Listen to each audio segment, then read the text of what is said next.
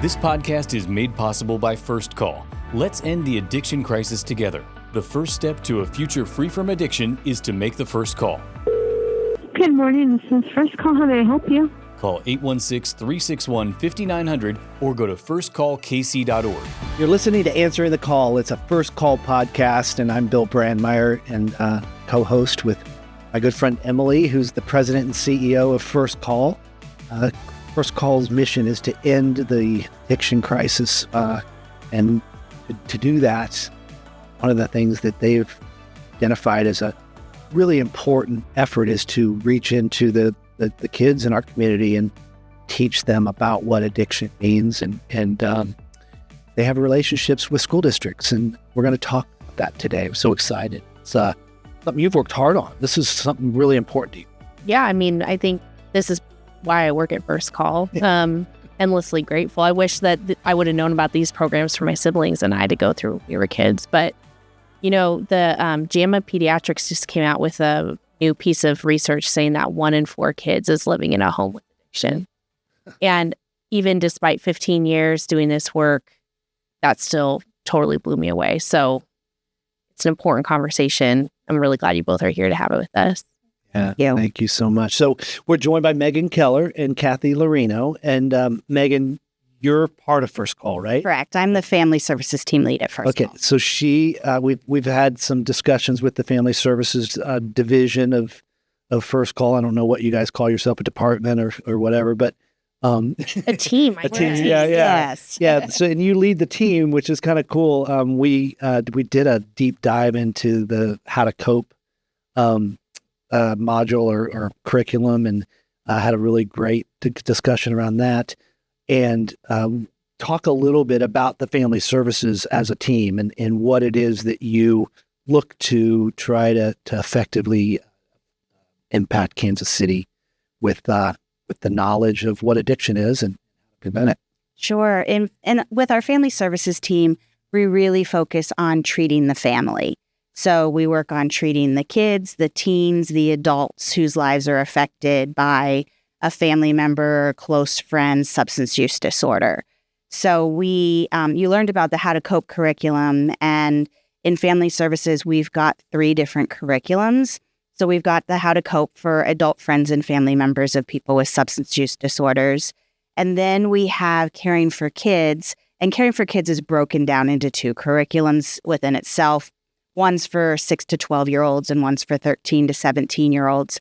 And they learn the same concepts that the adults learn in How to Cope, but they learn at an age-appropriate level. So the younger kids do more art and activities. The teenagers do more talking and writing. And then, of course, the adults do a lot more talking and writing. Right. And so they're really unique programs that First Call developed, and they really serve an important need in our community.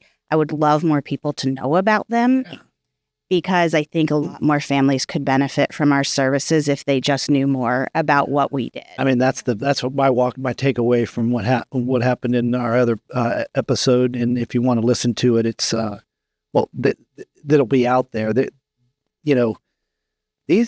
this is so valuable. This information is so important. And to know that you have 3 different curriculums and you're targeting age appropriate for 6 to 12 and for the teenagers, the adolescents.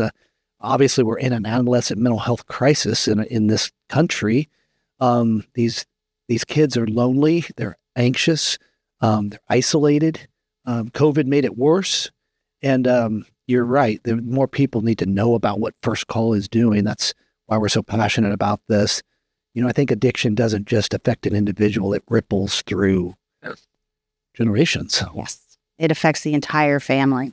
So cool. And Cathy, you represent a relationship with a school that actually uses the First Call curriculum. Yeah.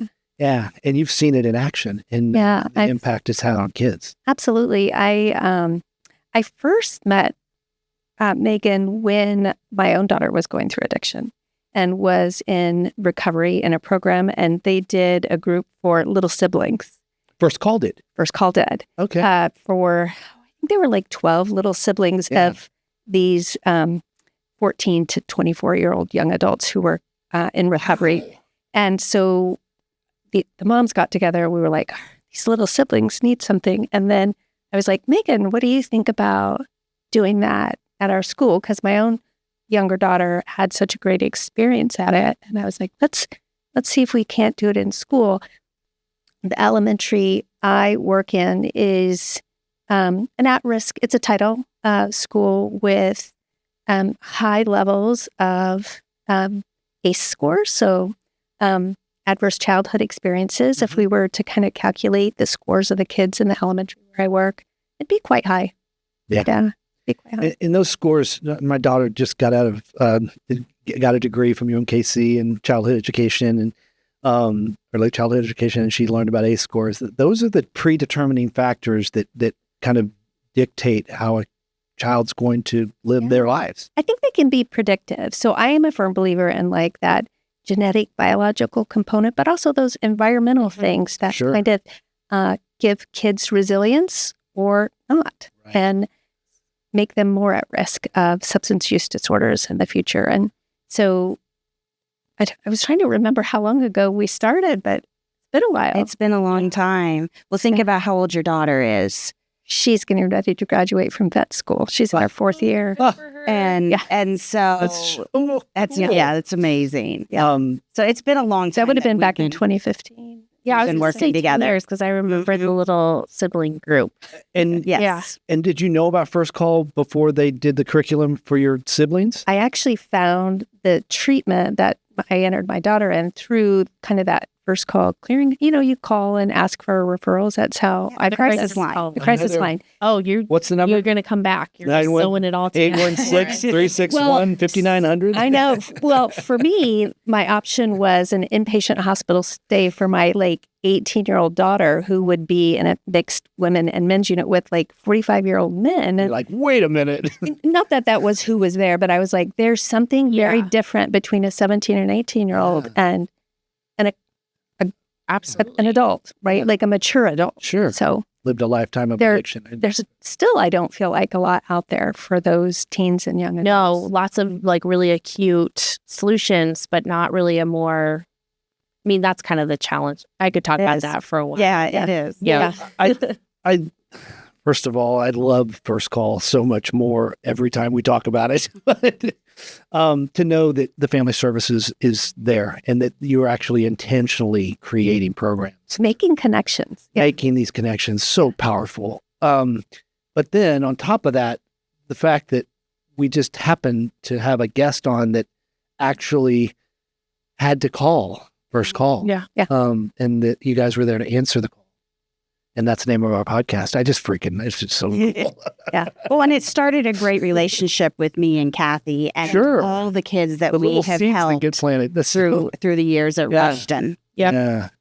So back to the kids. They're unique and they are challenged and mostly probably have some sort of trauma that they've lived or it's definitely a prickly topic in an elementary building. Teachers don't want to touch it, right? When we talk about substance use in a family home, it's probably taboo to bring up, taboo to talk about.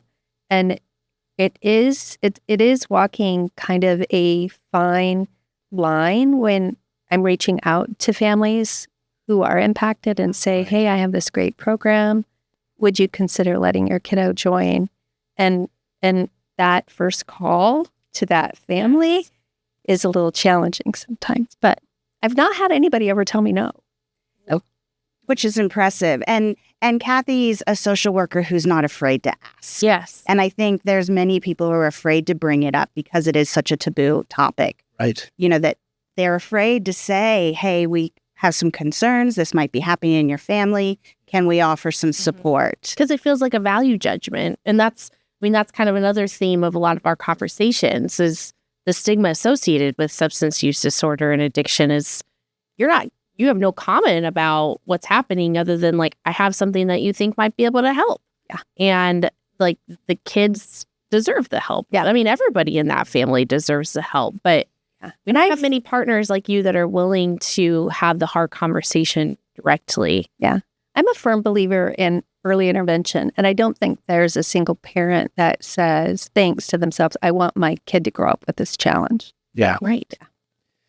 I am a firm believer in early intervention. I'm a firm believer in early prevention too. I feel like we're preventing kids from falling into, situations that would take their lives away and rob them of their childhood. And it's, drugs and alcohol and compulsive thoughts in our heads.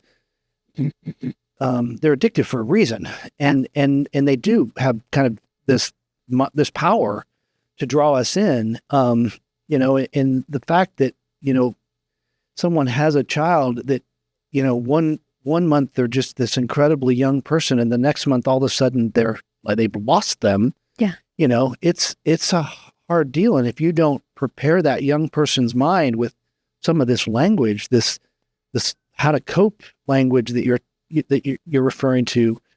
Not just that, but there's a big part of that curriculum that teaches kids about why they're more at risk biologically than somebody else. And I think that's kind of information that I think when we can teach kids like, hey, your first experiment could look very different than anybody else's. That's part of our discussion. Yes. I'm sure was part of your discussion being raised in a household. With my kids, I have a 16-year-old, 21 and 24, and they partake. They party. They have fun. And I'm like, I'm an alcoholic.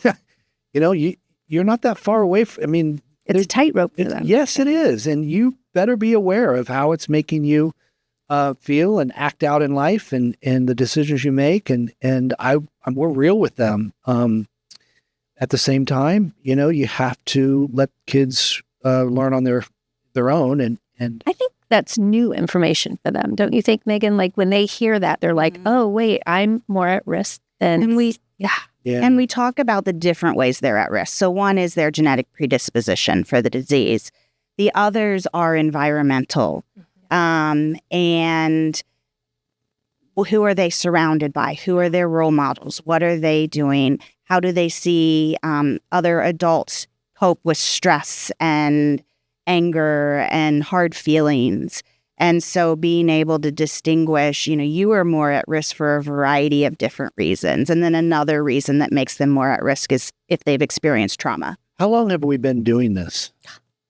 Caring for kids, or how long have we been with them for school? We talked about how to cope used to be called tough love, and it's been here since the 70s. Are these been going on a long time? Caring for kids was developed in the 80s. Yes, like the mid-'80s. Okay. Yes. And how long has Rushton been experiencing? So I think we've been working together for at least 10 years. Yeah. Yep. So you have kids that have gone through that now have graduated. They're out of high school. Yes. Oh, yeah, they're in college. Well, and Rushton has had an alumni group for kids too. So The entire they've created time. like the ideal ecosystem. How are you going to give this up? Well, I can tell. she's put some work into place to make this continue. Okay. Yeah. Yeah. I am retiring, but the social worker that is following in my footsteps is pretty committed to the same. Well, thank you so much for everything you've done. I'm sure there are kids out there that you're looking at and going, wow, It is. And I often get kids who reach out in high school and beyond high school that kind of come back and talk about how important those years or how important that information was for them in that moment. Yeah. Probably something you could do at elementary schools across the city, I will take this to any school. Yeah. Yes. If anyone's out there that's interested, they would have to just make this call, the first call, and get connected to the family services and learn more about what it means to have a program like this. What does it mean? What does it cost? What's the investment, and how does it get paid for through the contributions that people give to First Call? Right, and it does. And I'll let you discuss more of the financial standpoint, but it doesn't cost the school district anything. Right. Time. So it's just time in terms of being able to have a staff member who's able to find the kids, Right. Give us a space to have the group. And 10 years of evidence, Emily. That's a lot. Gosh. We are so proud of this program, and we've invested a lot of money in research that tells us empirically, like, we know this works. And I think a huge part of it is, like you were saying, the first time kids understand. I mean, that was the message that was pounded into my head as a kid of two people in recovery from substance use disorder. And that was such a gift that I was given by my parents. I know, Megan, like, we've talked about this a lot. But it's wild to think, like, someone could be at the age of experimentation being their reality, and they still don't really know they're playing with fire. Like, and we need every kid to know that. We do. Yeah. And a lot of what we do is prevention work and helping them understand their risks and really building in a lot of protective factors. They've got a lot of risk factors in their lives. And so through Caring for Kids, we're adding a whole bunch of protective factors also. Are there kids that come forward and say, I think my mom and dad have a problem, or my mom has a problem, or my dad has a problem? Do you get any kind of that kind of sharing? Yes. Like, yes, kids in the group definitely disclose active use, past use, the current impact on them. But sometimes I have found kids for our group because they landed in my office and were upset about something. And I was like, okay, put that little nugget in the back of my head and reach out at a time that feels like parents may be more responsive, or grandparent even may be more responsive. Is it hard to create the safe space for kids to share, or is it easy? No, it hasn't been. Kids are amazing. They create their own safe space. And as long as they know that the adults around them are supportive of them and aren't going to say, stop talking about that, we don't talk about that in here, they just roll with it. Yeah. I can think of many times where they've said stuff and I'm like, I'm not sure Mom, Dad would I feel like that's like, my kids are just growing out of the age where I'll go to school and I'll say something and they're like, oh yeah, the teacher, like, they know everything about my life, for worse. So. I can think of some funny ones. That were like, whoops. I think something I'm curious about that you touched on earlier, I know we've talked a lot about like biological and environmental, but you mentioned ACEs. So can you give some examples of, because I think it's kind of surprising when you kind of hear what examples of those adverse childhood experiences are. I think that there were, it came out of like a Kaiser Permanente study years and years ago. And there were, I think, 10 initial risk factors. You're going to push the limits of my memory. But there are things like divorce. Is a parent incarcerated? Did they witness domestic violence in the home? Has there been themselves or a family member experienced sexual abuse? Death of a parent, addiction, mental health disorders, Did I say incarcerated? It's a lot of those things are things. I mean, many of us, they're very normal, right? It's things that all of us experience. Yeah, it crosses socioeconomic planes. Like most, we often think about like at-risk communities or at-risk populations of people. But I think when we think of the ACE study, what it did was it crossed socioeconomic and race kinds of barriers. So it's, And we've had kids join our Caring for Kids group, even if there's not a substance use disorder in their family, but they meet some of the other ACE risk factors. Okay. Yeah. So we've definitely had parents with severe and persistent mental illness, and those kids will be at risk, I think. Definitely. For sure. Megan, talk a little bit about the adolescents, the older kids. I heard of a group recently called Fight Club. It's a bunch of boys getting together doing men's group. Teenagers that are coming together, and some dads. I think it started a cure of ours. Anyway, it fascinated me because I've been a real supporter of peer confrontation groups, peer, accountability groups. I believe that kids are more likely to engage with kids that are in their own age group, whatever. Talk about the programs for the adolescents, and are you experiencing some of the same outcomes there that you are with the younger kids? We definitely are. The adolescents come into the program a little bit more defiant and hesitant, like, I don't want to talk to you. I don't know who you are. Why do you know my business?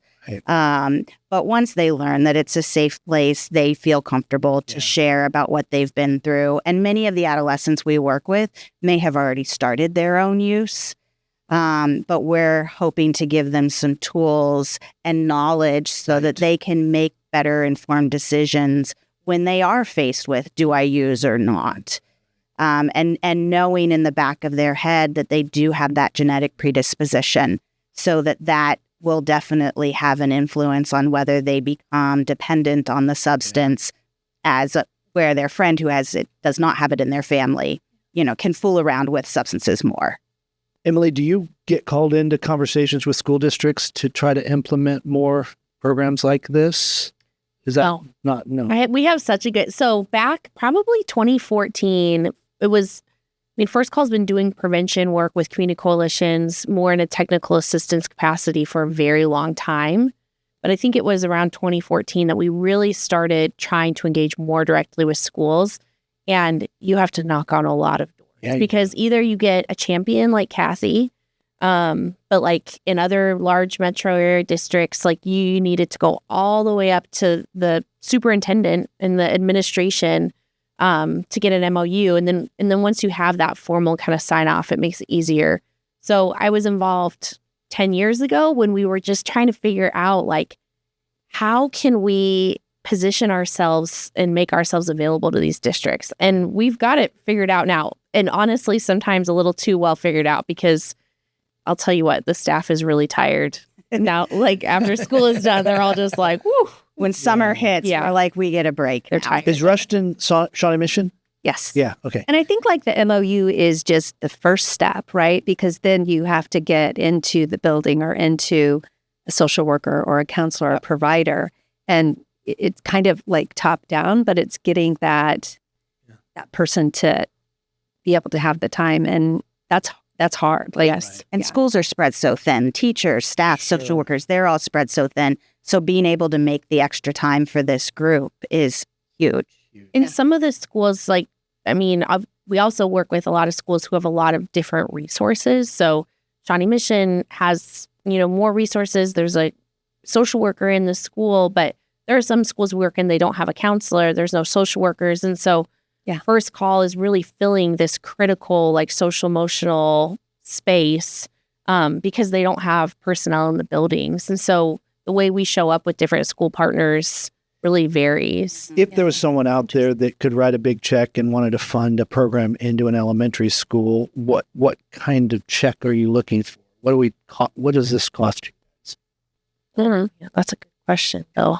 Well, I want to raise money for you guys, so we want you to. Our school-based prevention is probably our second largest area of work, and so when we talk about our prevention work, we do universal primary prevention, which is like a group that's for all fourth graders in a school, regardless of any behavior or risky decision making that we've seen. And then we've got our more indicated prevention groups, which is what we're talking about here, which is based on some early identification or a lot of times disciplinary incidents. We're seeing this kid is already exhibiting some risky decision making, and we need to. So we do different types of prevention work, and it's a third of our staff. But I would imagine if someone is in a school right now, say Corinth, or I'm a Corinth Dragon, and they were like, well, we want one of those programs, and they call First Call and they say, how do we get one of these programs? We want a Caring for Kids program. What would it take to do that? And I'm wondering what it would take to do that.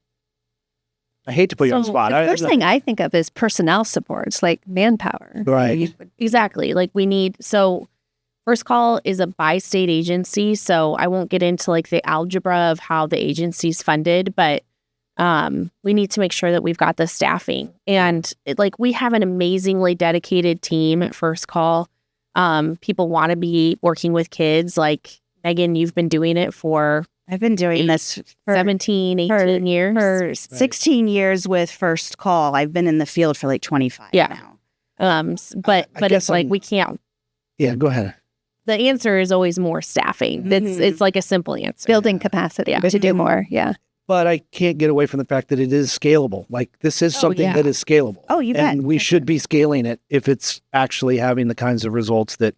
Yeah, I was thinking, Emily, as I was listening to you talk, we don't just do the Caring for Kids group. We've had, I don't know what it was called though. Like we had our sixth graders who were really engaging in some borderline behaviors, like they were smelling expos. You know what I mean? Like some of those Vaping too, right? Some more targeted. Yeah, and we had a different counselor therapist come out that did a grade level wide kind of conversation about substance use, right? Like substances. So the relationship with First Call is almost like they have the menu and they can say, we need a counselor that can tell them. We do have a menu. Yeah. There's an actual menu. There you go. We do. And you can say, this is what we need. So when Cathy reached out and said, we need some specific programming for our sixth graders, we put it together and went and taught some Well, God bless you, Megan. That's amazing. I love it. I do too. Yeah. That's really cool. I mean, I'm like the I'm the evangelist. I want everyone to have it. And come get it. Yes. I read an article that's really stuck with me because I feel like we were having there's a shifting conversation around substance use and our young people where it's like, and people ask this all the time because we start doing evidence prevention work in kindergarten and everyone's like, I don't want what are you talking about? My kindergartner, drugs and alcohol. And it's like, well, you're not really you're talking of like your resilience building, your skill building.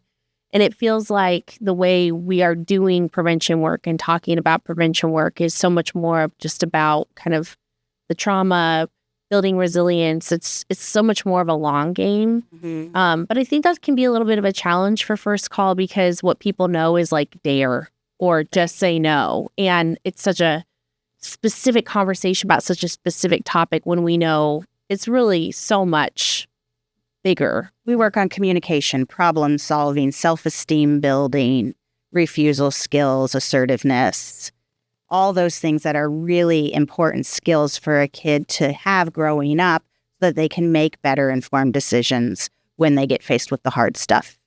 Yeah. A big component of it, too, is some safety planning that we do for kids. Yeah. We do. Big. Yeah.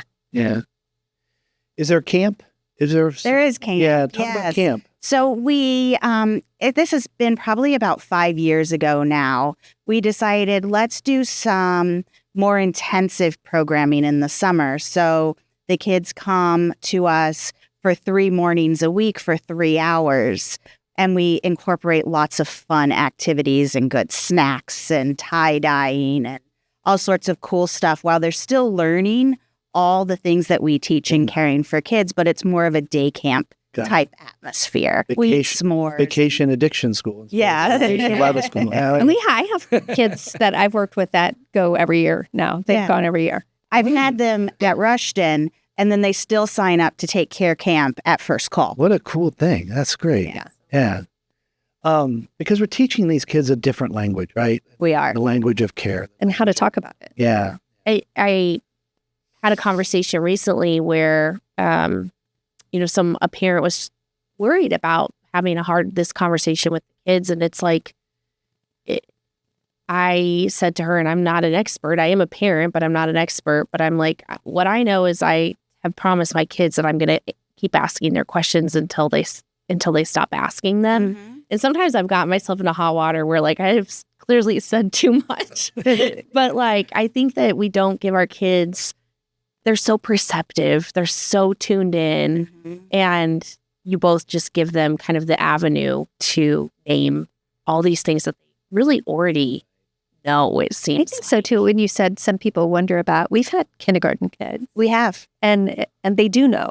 And they know something's not right. And so giving them kind of an opportunity to talk about it in a safe environment where they're not going to make anybody angry at them for bringing it up, I think is wonderful. I think they absolutely know that something's not right with mom or dad or that this happened. And they don't have really a place to talk about it. And I think our group gives them that opportunity. It really does. It gives them a safe place to ask questions, because maybe they don't perceive mom and dad are safe to ask some of those questions. Yeah. Well, I think the final thing I was thinking was, are there adults that have come forward in this space that have found recovery, of, and where stories of parents that have the light bulb's gone on because their kid has come home and said, you need to look at this. Well, I know that we've been working with a girl for a couple of years who a parent has gone into sober living. Oh, nice. Treatment and sober living, and she comes to group and talks about it and feels so safe good enough for to her. do that. Oh, And so good. and we really support her in that. We've also had, not kid related, but somebody who's taken How to Cope and then realize, we ask why somebody's taking How to Cope to refrain from substances during the course of the class. And I've had someone come to me afterwards and say, well, I realized by me refraining for this month of taking this class that I think I do have a dependence. So has sought help for themselves also. Awesome. Well, the How to Cope class is available to anyone that wants to learn more about what it means to live in a relationship with someone who's struggling from addiction. And we've done a podcast recently talking to someone who went through that, and their son is sober, and that's it's because of the equipping the parent with the right tools to help hold them accountable without enabling them, and all the things that we learned in that episode. And so we invite you to listen to that. That was really good. So I have a question. Do I have time to tell you about one more program? yes, please. So we have one more program in family services, and it's called How to Care. And it is a 4-hour class. I can do it in 3 hours, depending on the population. But it's teaching caregivers, so teachers, counselors, social workers, foster parents, grandparents raising grandchildren, parents who have found sobriety, how to care specifically for their children who have been impacted by a family member's substance use disorder.